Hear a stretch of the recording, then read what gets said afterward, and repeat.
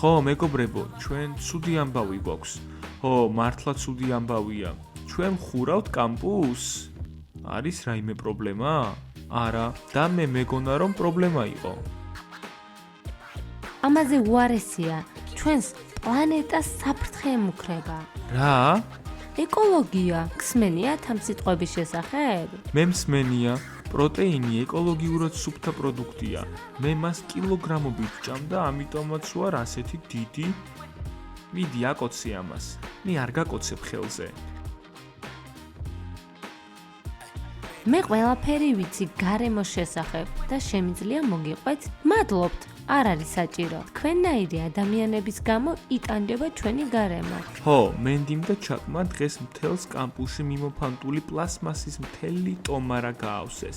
იცოდით, რომ პლასმასი არ იშლება და ის დიდ ზიანს აყენებს არა მხოლოდ ბუნებას, არამედ ჩვენს? იცოდით ეს? როგორ შეიძლება ბოთლმა რაიმე დაგვიზიანოს, ჰა? კარგი ბუშტო, გაჩუმდი. კიდევ ერთხელ ავხსნი. ყოველწლიურად დაახლოებით 13 მილიონი ტონა პლასტმასის ნარჩენი ხდება ოკეანეში. დელფინები ამის გამო იტანჯებიან. არა მხოლოდ დელფინები, ზვიგენებიც და კუებიც. და პლასმასის ბოთლები ასევე კეტავს კანალიზაციას. პონკა, სულელი ნუ ხარ. ამ დღიდან მოყოლებული ოფიცერი ჩაკი და ადმინისტრატორი მენდი მეთვალყურეობას გაგიწევენ. არავინ დაყრის ნაგავს. ასევე გვაქვს სპეციალური ურნები ნაგვის ჩასაყრელად. ჩაკ.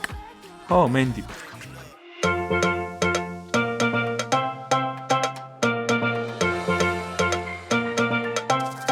სწორედ აქ ვყრით საკვების ნარჩენებს. აქ ჩაყრით შუშას. და ეს არის პლასტიკატებისთვის.